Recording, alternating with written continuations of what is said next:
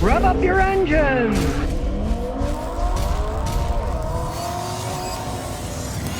Well, if you haven't listened to old Scotty here, you better start. The Ford Broncos, I said, wonder what kind of quality they're going to have. Well, the feds are now investigating serious engine failure in their 2.7-liter V6 EcoBoost engine. They're finding many catastrophic engine failures with less than 5,000 miles on the clock. Now, Ford says that they're recognizing there's a select number of them with catastrophic engine failures. They don't say what's wrong. They have to fix them, of course, because they're under warranty. It's a 5-year, 60,000-mile warranty. But, of course, it'll be the mileage. People generally put more mileage on, so it's not really the years, it's more the mileage. That's how they get away with a lot of that stuff. The vehicle's valve trains are locking up. They just stopped running. They told them and they said, your engine's toast, we got to put another engine in. And the lowest recorded mileage one that they reported was one that only had 984 miles, and the engine blew already. You can't get worse quality control than that, really. To me, that's even worse than some of the Fiat stuff that's out there. Now, I know we can prove one thing or the other, but one of the workers says Ford seemed to have gotten a bad batch of valves, and this could affect 25,348 of these new Broncos with that V6 engine. Now, realize this is just an investigation by the feds, and the way it works is if you got a problem like that, you report it to the feds. And then if they get enough complaints, then they put in an investigation, and then they will make a recall if they see there's enough of them out there. You hope that they keep it honest and there isn't money under the table. There is an investigation now, and the guy at Ford who anonymously said, hey, you got a bad batch of valves. Like I said many times, old Henry Ford be rolling in his grave. He built everything in his own factories. You can't control other companies, right? They used to make all the parts of the cars. Now they farm everything out. It's no wonder these cars are all different companies are having problems. They get parts from all over the place. They should make their own. But why do they farm it out? Because it's cheaper. Again, cheapness screws everybody over. Just like build them in Mexico. Geez, people are getting paid $6.85 a day there. What kind of work are they going to do for that cheap pay? First question is, rickety racks. About an 06 F250 6-liter with under 100,000 miles. I'm planning on a bulletproof kit with the ARP head studs and new heads entirely. Should I pull the trigger or sell it while I can? Well, what do you want to do? Realize back in 06, they made them better than they do today. You're going to modify it with better studs and better heads. I would do that. You could keep fixing them. They could run forever. They're better made than the stuff they're making today. Planned obsolescence has taken over our society. Everything is being made cheaper. Doesn't work as well. That's just how it goes. They're all worried about gas mileage. It's a truck. Trucks are always going to get crappy gas mileage. Look at the F-150 Lightning, the electric truck that they've just came out. They're finally out and people have them. A guy towed his Airstream trailer. He went like 80 miles. That's all he could go. How are you going to tow a trailer that's supposed to go around the country and it can only go 80 miles before you got to charge it up? The old stuff, better made. I'd fix it up and keep it if I were you. Jackie, not hello, I'm buying a 2013 Toyota Venza with a V6 engine. Any concerns? Well, not really. The reason that they stopped making the Venzas was an economic move by Toyota. It was in the wrong place at the wrong time. They're good vehicles. They can last a long time. They look nice. They ride nice. They got plenty of acceleration. But their price point was just at the wrong point. Toyota has so many different SUVs out there anyway, that throwing another one into the mix, they said, well, that was stupid. But then again, now they're making them again, so I guess maybe their decision to not make them wasn't a good decision. Who knows? But regardless, they're good vehicles. Now, you're buying a used one. Get a good mechanic to check it out. You don't know. It's been wrecked, flooded, stolen. How the heck do you know? And don't believe any of those searches. Oh, I checked it too, and they said it's great. It was never been in a wreck. All those searches are based on inconclusive material. They don't have all the information. And if you look closely at them, they'll say on the fine print now, this car hasn't been in a wreck from the information we were able to gather. Yeah, they're not telling you it hasn't been in a wreck, because otherwise, if it was, you could sue them and make money. This way, they're covering their own hiney. So don't think that Carfax and all that nonsense is going to tell you the truth about a car. You need a mechanic to check them out. Damien Pastor says, Scotty, what's the worst car you ever worked on from your mechanic's experience? The TC Chrysler by Maserati. A very short period of time, Chrysler owned Maserati, and they decided they were going to make a car. A guy brought me one. The brakes didn't work, and the first thing I saw, oh look, it's got dual exhaust. I crawled into the car. One side was fake.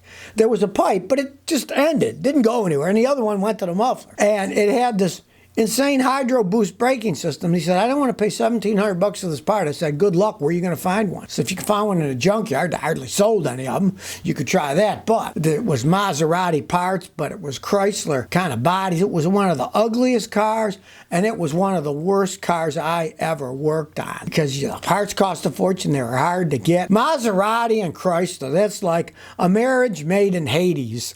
It didn't last that long, but if you ever see a Chrysler TC by Maserati, don't buy it. Unless you want a joke and you got a car museum, it'd be a great one. One of the worst cars ever made. Beef Curry says, why would you get a Land Rover when you can get a Land Cruiser? I guess the only reason is because you could buy a new one. They don't sell the Land Cruisers anymore. Toyota's not selling them in the United States anymore. They pulled out. They didn't sell all that many of them. They're gas hogs and it ruins their EPA rating. They run forever and they're well made. And the Land Rovers, I do have to say, are much more ecological than the Land Cruisers because half the time the Land Rovers don't work. So they're not polluting at all. They're just sitting there like a bird bath. They are horrible vehicles. The Land Rovers themselves are kind of interesting because they were just originally a copy of the Willys Jeep from World War II. And the British made little ones that could run along, but then they made it bigger. Then they put Buick V8 engines in them, and they started going down.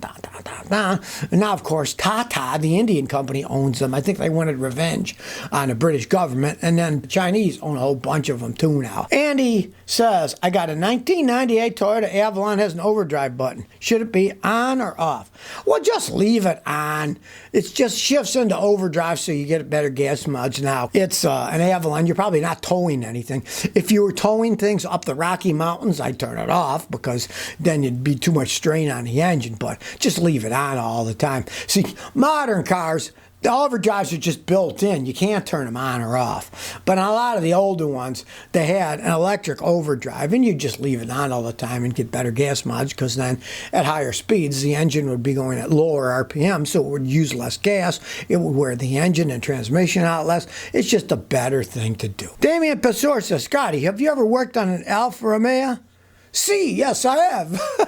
I used to work on quite a few, actually, when I lived in Houston. There was a dealership there, but they pulled out decades ago. I know they come back to the United States. They haven't sold that many of them. They've always been a sporty car, low volume, and very low quality, too. They fall apart in front of your eyes. They cost a fortune to fix. If you watch my video, the Octopussy one, he bought one that was in the movie Octopussy with Roger Moore, I believe. He only paid $5,000 for it, and it was a fun car to drive around. But he only drives it like 500 miles a year, and he'd been through like 5 or 6 head gaskets. So they kind of tell you the situation with Italian cars, especially Alfa Romeos, it hasn't really changed over time. Things may change, but Alfas, they remain the same. Expensive toys that fall apart. Boy Talk says, Toyota, I think, is extremely overrated. You could say everything's overrated these days because everything's hype. But if you think Toyota is extremely overrated, I disagree. You could say in some situations, yeah, they're overrated.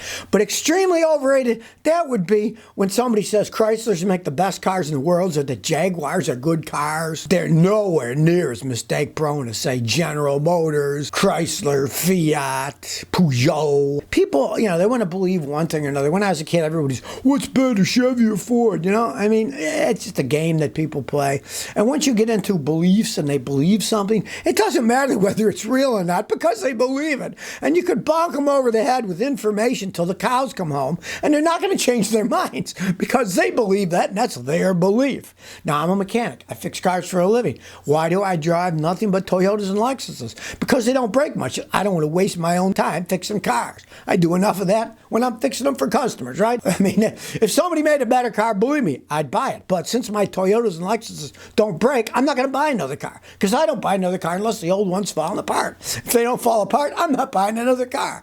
Now, eons from now, if they fall apart, maybe things will be different, and I'll use different car manufacturers as the ones I think are best. But as it stands today, for the money, really, Toyota makes the best cars in that kind of price range. There's no arguing it. Dakota Phillips says, is a shift solenoid on a 2000 Honda Accord an easy fix? Is it worth $1,800 at 168,000 miles? Depends which one it is. They do have external ones that are just on the outside of the transmission. If it's one of those, you just unbolt it and put another one on, and it's a 2000, it's old, you don't need to reprogram anything, away you go. There are companies like Dorman, which is a very good aftermarket company that will make aftermarket shift solenoids that work perfectly fine. So like if the dealer wants $250 for some stinking little solenoid, what the heck? Find a Dorman, put one of those on. You don't have to go buy the outrageously expensive ones. They're just solenoids. They're very simple devices. They're not all that complex.